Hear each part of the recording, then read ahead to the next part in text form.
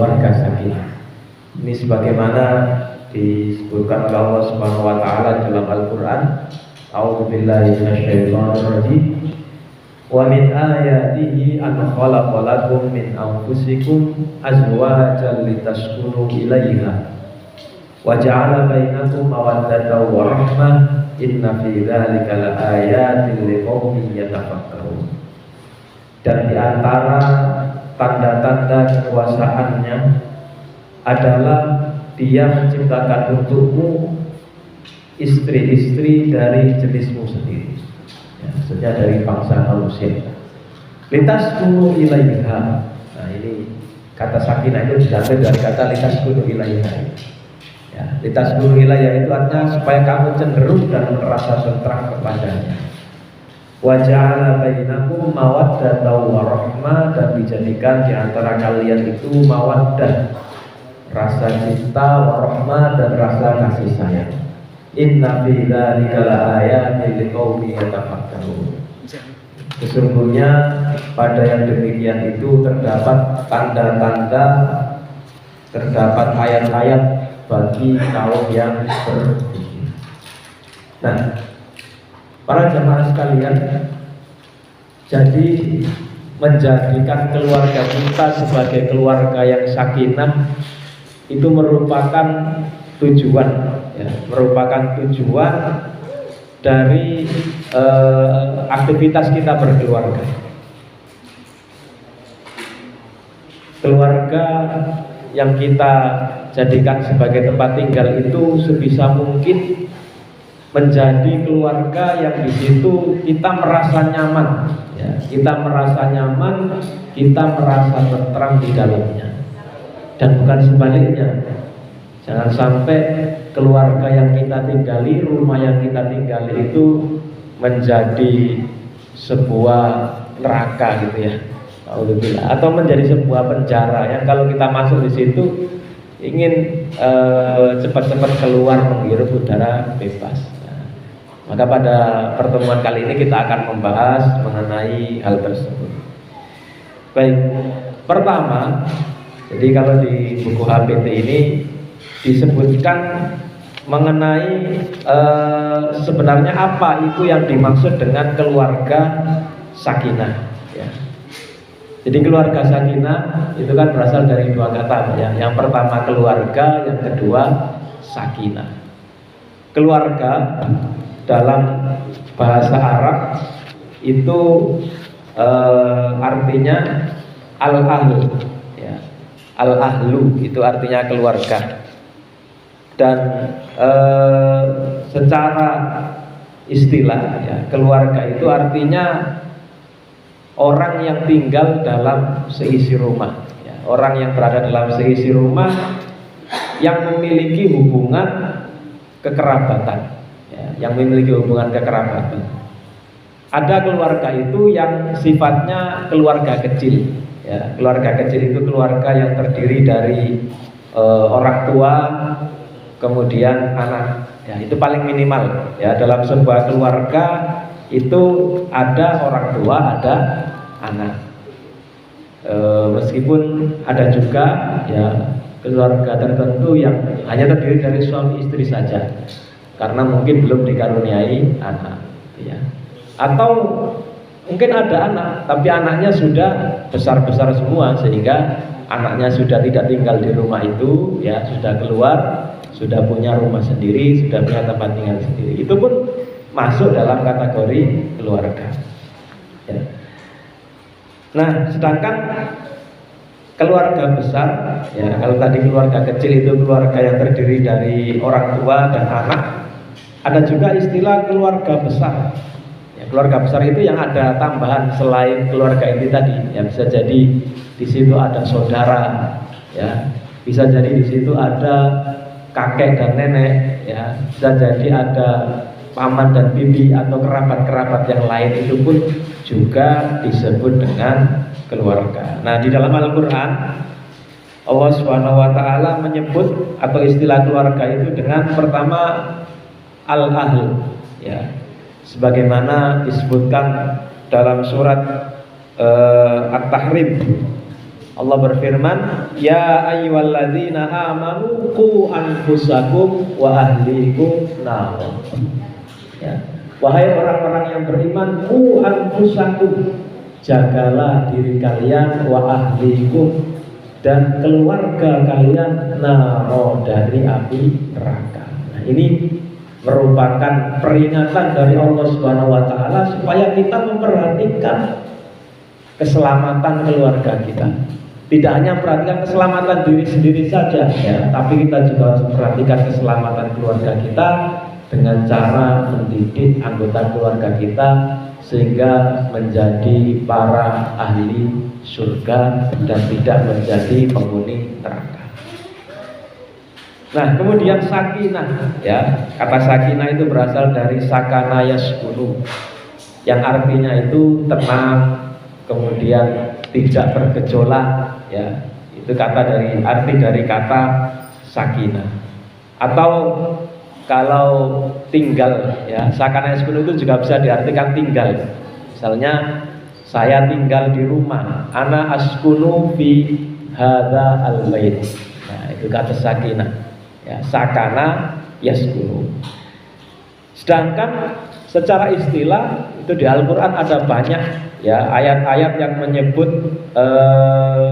dengan kata sakinah. Dalam hadis juga seperti itu. Intinya kata sakinah berasalkan makna yang ada di Al-Qur'an dan hadis itu artinya adalah lawan dari al-ajalah. Jadi ajalah itu tergesa-gesa. Nah, sakinah itu lawan dari ketergesa-gesaan. Artinya sakinah itu sikap tenang, tidak tergesa-gesa. Ya, itu secara bahasa artinya sikap yang tidak terburu-buru. Jadi ketika menghadapi masalah, ya, ketika menghadapi gejolak rumah tangga, orang yang ingin keluarganya itu menjadi keluarga yang sakinah, dia tidak boleh buru-buru, tidak boleh emosi, ya, tidak boleh tergesa-gesa dalam mengambil keputusan. Nah, itu kata keluarga dan kata sakinah, ya. Nah, sedangkan secara istilah, ya, di APT di sini disebutkan bahwa keluarga sakinah itu adalah bangunan keluarga yang dibentuk berdasarkan perkawinan yang sah. Nah, ini yang pertama. Jadi keluarga itu kan dimulai dari adanya perkawinan, Pak, ya. Dan itu sesuatu yang fitrah, sesuatu yang sesuai dengan fitrah manusia. Orang hidup itu fitrahnya ya suka dengan lawan jenisnya, gitu ya. Maka mohon maaf, beberapa waktu yang lalu saya pernah melihat sebuah video, ya. Di sebuah video itu ada orang, ya, dari agama lain, ya, orang non muslim. Istilahnya kalau di kita itu ulamanya, gitu ya. Dia ini ajaran di antara ajarannya yang dia anut bagi mereka, bagi ulama-ulama mereka itu, mereka mengharamkan pernikahan, gitu ya. Dan yang anehnya di video singkat itu saya saksikan, mereka itu justru kalau bahasa sekarang membuli, gitu ya, orang-orang yang menikah. Dia mengatakan menikah itu buat apa, gitu, sambil ketawa, gitu ya. Orang nikah itu kira-kira tambah masalah atau tambah solusi, gitu. Jadi dia mempertanyakan, karena mungkin melihat banyak orang yang menikah kemudian ada masalah, ya, ada perselisihan antara suami dan istri, gitu ya. Dia mempertanyakan seperti itu. Nah, ini kan pertanyaan yang aneh, gitu ya. Pertanyaan yang aneh, kenapa kok aneh? Karena, ya, secara tidak sadar itu dia sebenarnya sedang menghinakan dirinya sendiri, gitu ya. Dia mengatakan bahwa pernikahan itu sesuatu yang sia-sia, sesuatu yang membuat masalah. Sementara dia sendiri, orang yang mengatakan itu, dia itu apakah muncul dari batu, gitu Pak, ya, ataukah lahir dari orang tua, ya. Kan secara logika pun orang yang akalnya sehat itu pasti mengingkari, ya, ajaran-ajaran yang semacam itu, ajaran yang mengharamkan pernikahan. Ada lagi, naudzubillah, ajaran atau paham-paham yang mereka dengan mengatasnamakan membawa kebebasan bagi umat manusia. Akhirnya mereka mengatakan setiap orang itu bebas menentukan pilihannya. Kalau ada orang yang suka, ya laki-laki suka perempuan silakan, ya. Tapi kalau ada laki-laki suka laki-laki atau perempuan suka perempuan, ya jangan dipermasalahkan. Nah, ini kan juga paham yang aneh. Selain itu perbuatan yang sangat keji, ya. Sebagaimana ditegaskan dalam Al-Quran, bahwasannya orang-orang yang melakukan perbuatan itu perbuatan dosa, ya. Ini pertama kali dilakukan oleh kaum Lut. Disebutkan di Al-Quran bahwa belum ada orang yang melakukan perbuatan dosa semacam itu, ya, suka sesama jenis, ya. Selain itu perbuatan yang sangat keji, itu juga merupakan perilaku yang tidak masuk akal. Tidak masuk akalnya di mana? Karena kalau ada orang yang punya paham seperti itu, ya, lalu manusia ini mau meneruskan keturunannya itu dari jalur apa, gitu, ya. Pernah ada dari di antara mereka ini yang ditanya, lalu nanti kalau pengen punya anak gimana? Dia bilang, ya saya nanti sewa rahim orang. Kan aneh, sewa rahim orang berarti dia nanam benihnya tapi di orang lain. Itu berarti secara tidak sadar dia juga mengakui tidak mungkin ada orang bisa punya keturunan dari hasil perbuatan yang keji tersebut. Ya, naudzubillah summa naudzubillah min dzalik. Semoga kita semua terhindar dari yang seperti itu. Nah, jadi para jamaah sekalian, tadi kita kembali ke sini bahwa yang dimaksud dengan keluarga sakinah itu adalah keluarga yang dibentuk berdasarkan perkawinan yang sah. Nah, sehingga kita harus paham apa saja syarat-syarat sebuah pernikahan, sebuah perkawinan itu sehingga menjadi perkawinan dan pernikahan yang sah. Ya, syarat-syaratnya mulai dari syarat pengantin perempuan, syarat pengantin laki-laki, ya, mulai dari wali di situ. Nah, kita harus paham semua itu, ya, harus kita pahami semua. Ya, salah satu yang terpenting adalah wali, ya, adanya wali. Wali ini merupakan salah satu rukun pokok dalam pernikahan. Ya. Ketika ada orang yang dia sebenarnya tidak berhak menjadi wali, kemudian dia mewalikan, ya, menikahkan orang, ya, yang dia tidak berhak, yang bukan orang yang diwalikannya, maka pernikahannya tidak sah. Nah, ini jangan sampai terjadi. Karena ada kasus seperti ini, Pak. Naudzubillah. Misalnya, mohon maaf, ada pernikahan yang dihasilkan atau ada kasus hamil di luar nikah. Jadi sebelum nikah sudah hamil duluan. Nah, ini kalau kita bicara masalah hukum, ya, memang ada khilafiyah di kalangan para ulama, boleh atau tidak dalam kondisi seperti itu kemudian menikah, ya. Kalau dalam mazhab Syafi'i itu membolehkan, tapi kalau mazhab lain tidak membolehkan. Dan kalau di hukum-hukum di undang-undang kita itu membolehkan pernikahan jenis seperti itu. Nah, tapi yang jadi permasalahan, ya, adalah nanti ketika dia punya anak, misalnya anak yang dia dilahirkan dari hasil pernikahan di luar nikah itu anak perempuan. Ini menjadi problem nanti ketika anak perempuannya ini hendak menikah, ya.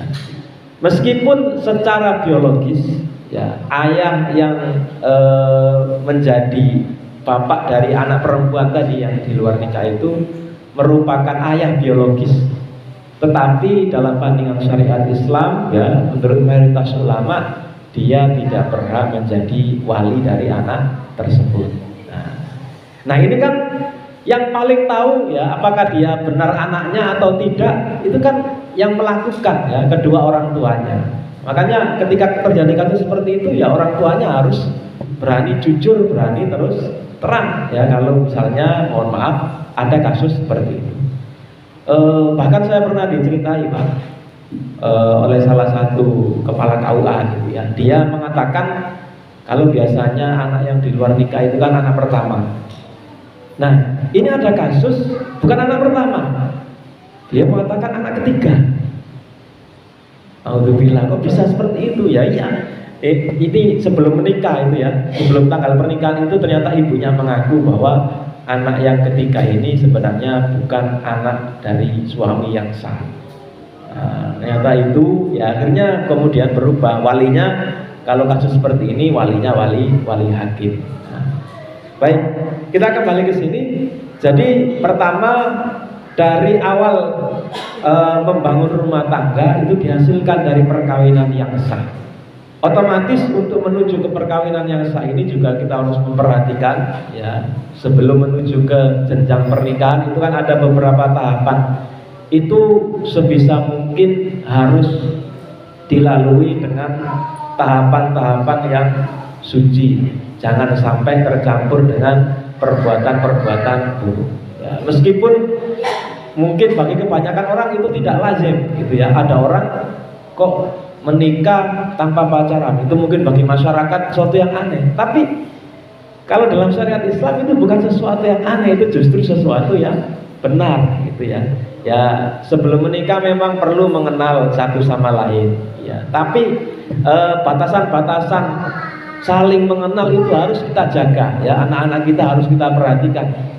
Jangan sampai kasus tadi ya, misalnya terjadi hamil di luar nikah, itu kan berawal dari awalnya saling mengenal, kemudian bertemu ya, melakukan aktivitas bersama, boncengan laki-laki perempuan. Nah itu kan awalnya dari situ semua ya. Nah kita mencoba menghindari keluarga kita dari yang seperti itu. Nah saya lanjutkan, jadi berdasarkan perkawinan yang sah, lalu yang kedua tercatat di KUA. Nah ini definisi yang disebutkan di HPT, tercatat di kantor urusan agama. Artinya pernikahan tersebut yang memang harus tercatatkan secara resmi oleh negara, gitu ya. Maka kalau di Muhammadiyah itu nikah siri itu hukumnya haram, ya. Kalau kesimpulan hukumnya, kenapa? Karena banyak madharatnya bagi ibu dan anak ya, bagi calon ibu dan anak nanti yang dilahirkan dari pernikahan tersebut. Sebab kalau ada orang melakukan nikah siri ya, apalagi mohon maaf sudah punya istri kemudian nikah lagi, nah itu jelas banyak sekali madharatnya ya. Madharatnya adalah dari aspek nanti hak-hak ke depan antara hak anak dan hak istri ya. Itu ketika ada masalah, misalnya orang yang melakukan nikah siri itu kemudian meninggalkan begitu saja keluarganya, itu ketika istrinya mau menuntut ke pengadilan itu tidak bisa karena pernikahannya tidak terdaftar. Maka di sini disebutkan seperti itu ya, tercatat di kantor urusan agama. Nah, yang penting adalah yang dilandasi rasa saling menyayangi dan menghargai. Nah, ini juga penting. Jadi keluarga yang sakinah itu keluarga yang di situ ada rasa saling menyayangi dan menghargai, dengan penuh rasa tanggung jawab dalam menghadirkan suasana kedamaian. Jadi saling menyayangi antara keluarga ya, anak menyayangi kedua orang tua, kemudian orang tua juga begitu menyayangi anaknya, sehingga di situ ada rasa tanggung jawab dalam menghadirkan suasana kedamaian, ketentraman dan kebahagiaan hidup di dunia dan akhirat. Nah, jadi itu definisi dari keluarga sakinah. Intinya adalah jadi bangunan keluarga ya, yang sejak awal dibangun atas dasar kesucian, kemudian tercatat secara sah secara hukum, lalu dalam proses keluarga, perjalanan kehidupan keluarga itu dibangun dengan rasa tanggung jawab sehingga menimbulkan suasana yang damai. Nah, para jamaah sekalian, keluarga sakinah ini yang paling penting adalah pertama landasan kita dalam membentuk keluarga sakinah. Landasan pokok dalam membentuk keluarga sakinah itu adalah tauhid.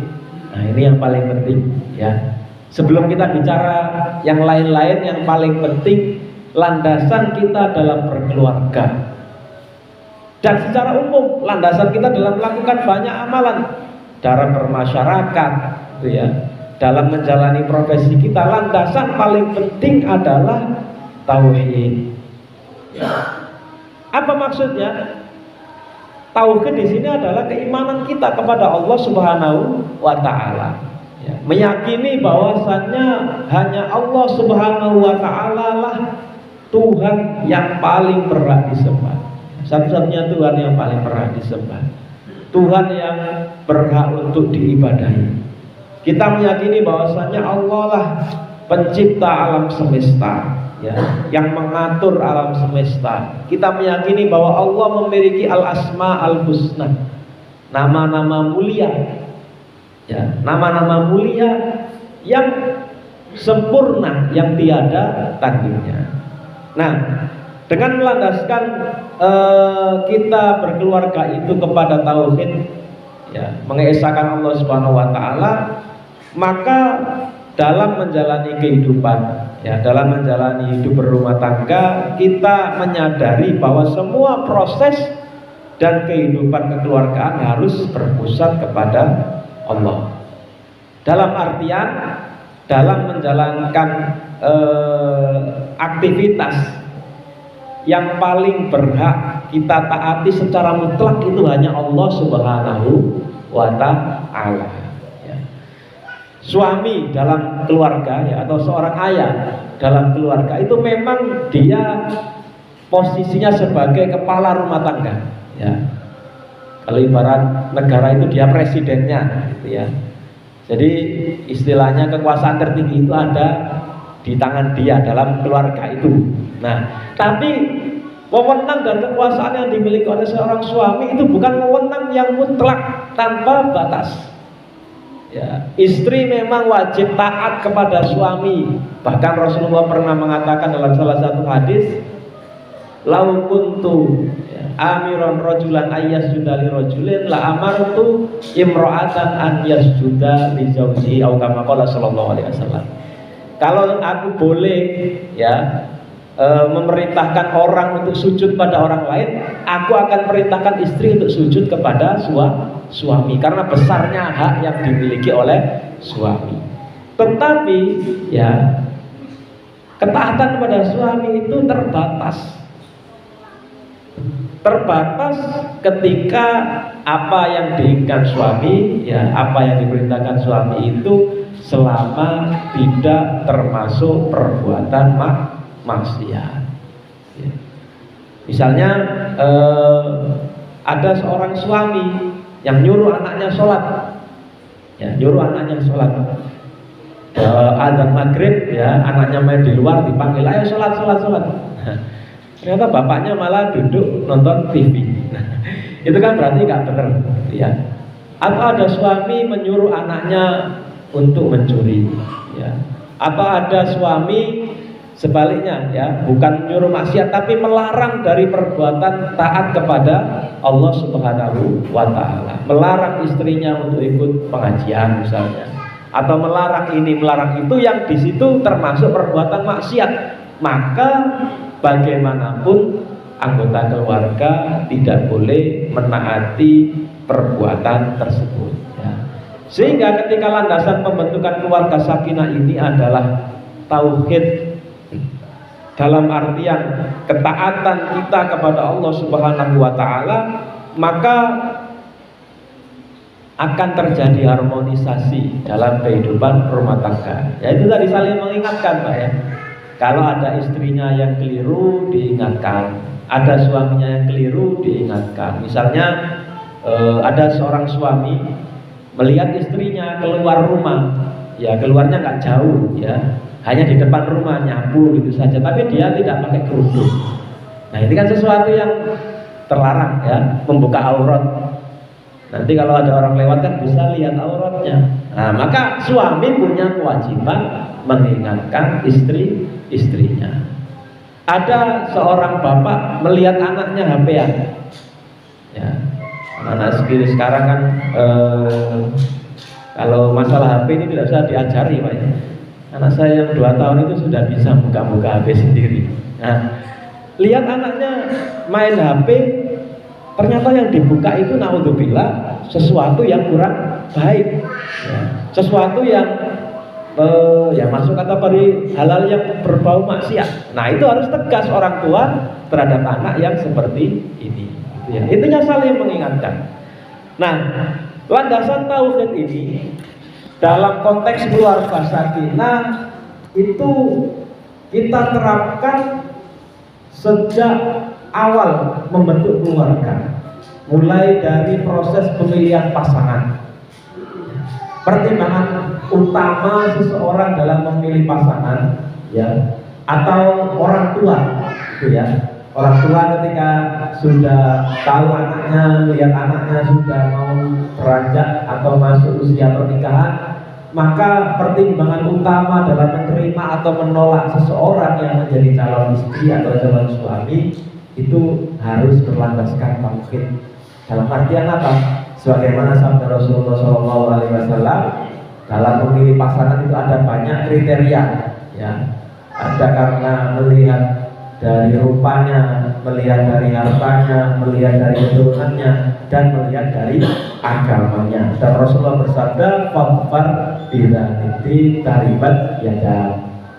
Pilihlah pasangan itu berdasarkan agamanya. Dalam artian berdasarkan kualitas keagamaan, mulai dari bagaimana ibadahnya, gitu ya, bagaimana akhlaknya, bagaimana pergaulannya, itu yang menjadi pertimbangan utama kita dalam memilih pasangan. Kalau yang lain-lain itu nomor sekian, ya. Yang paling utama adalah agama. Begitu juga misalnya dalam proses pencapaian kesejahteraan, dalam masalah mencari nafkah, ya, proses mencari nafkah itu juga harus memperhatikan landasan tauhid ini.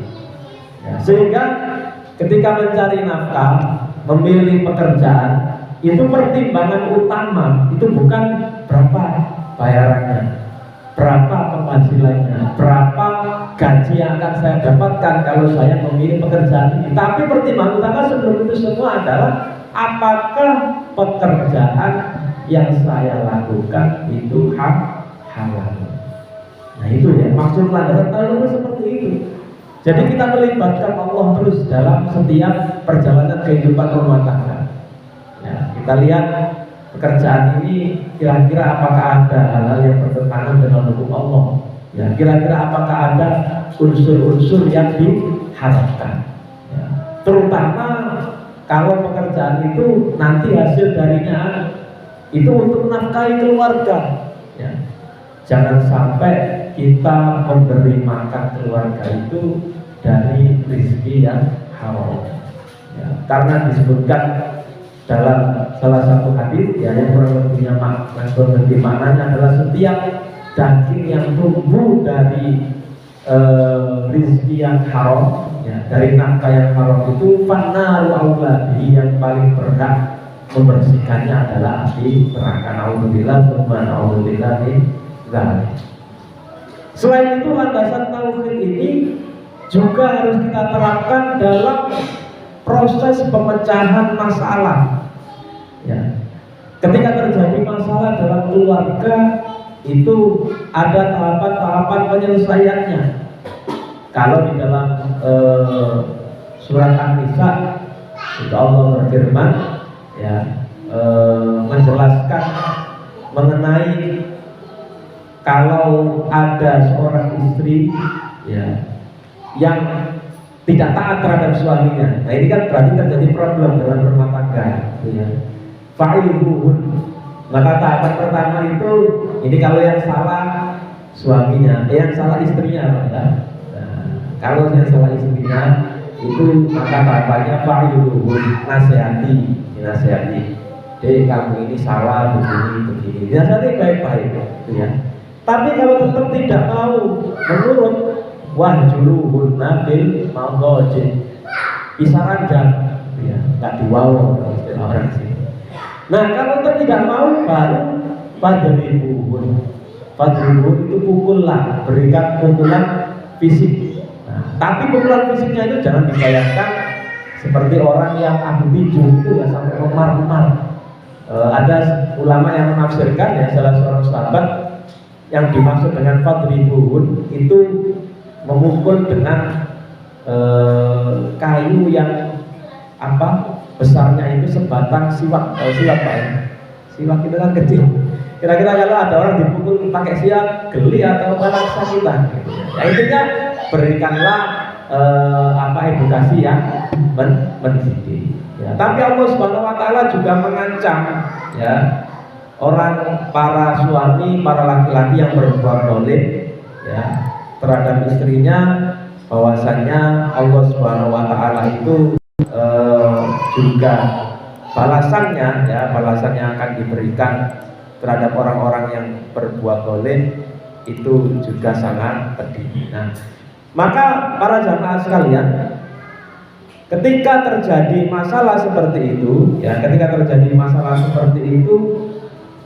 atau ketika terjadi masalah dalam rumah tangga, itu sebagaimana disebutkan di ayat tadi ya, itu jangan langsung melibatkan pihak ketiga ya.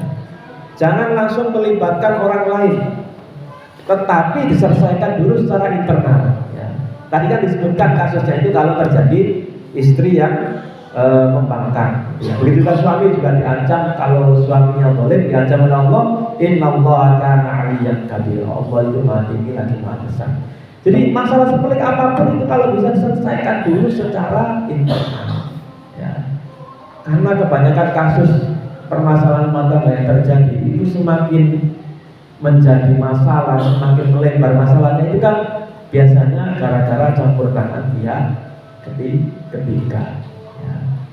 Meskipun orang tuanya ya itu jangan ikut campur ketika terjadi masalah anaknya dengan suaminya atau dengan istrinya terlebih dahulu, selama masalahnya itu masih bisa diselesaikan secara internal ya. Bahkan ketika sudah tidak mungkin lagi diselesaikan secara internal, ada solusi yang lain sebelum perpisahan. Wa in khiftum shiqaqa bainihima fab'athu hakaman min ahlihi wa hakaman min ahliha yurida islahan yuwaffiqillahu bainahuma. Jadi kalau tidak bisa baru melibatkan pihak luar gitu ya. Ada hakaman min ahlihi wa hakaman min ahliha, dari kedua keluarga ini saling berunding, saling berembuk gimana caranya supaya tidak terjadi masalah ya, supaya masalah itu bisa terselesaikan. Nah itu jadi tahapan ketika terjadi permasalahan di dalam kehidupan rumah tangga itu seperti itu ya para jamaah sekalian. Asasnya adalah ya asas diselesaikan secara internal terlebih dahulu ya. Kalau memang tidak mampu, nah baru itu boleh melibatkan orang lain. Nah, kemudian landasan tauhid ini, jadi ketika suatu keluarga melandaskan asas berumah tangga itu dengan landasan tauhid, maka banyak sekali buah yang insya Allah bisa kita petik. Ya. Pertama, bisa menumbuhkan perasaan tentram ya.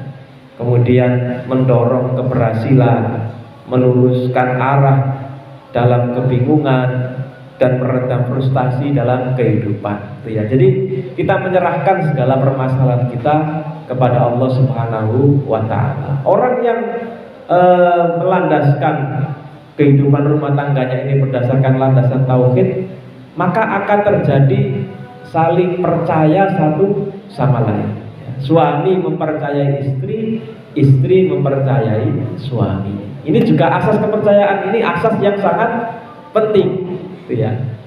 Sehingga kalau keduanya saling percaya dan saling amanah, itu tidak akan muncul kekhawatiran. Ada kasus nyata Pak ya. Ya ini saya juga diceritain kepala KUA juga ya. Beliau itu pernah didatangi ada laki-laki perempuan ya. Nah perempuan ini ngadu katanya dia pengen pisah dari suaminya. Ditanya oleh Pak Kepala KUA, kenapa kok kamu pengen pisah? Lah gimana nggak bisa Pak, saya itu dicurigai terus kalau saya itu suka dengan orang ini. Nah, orang ini itu yang dibawa ke KUA itu.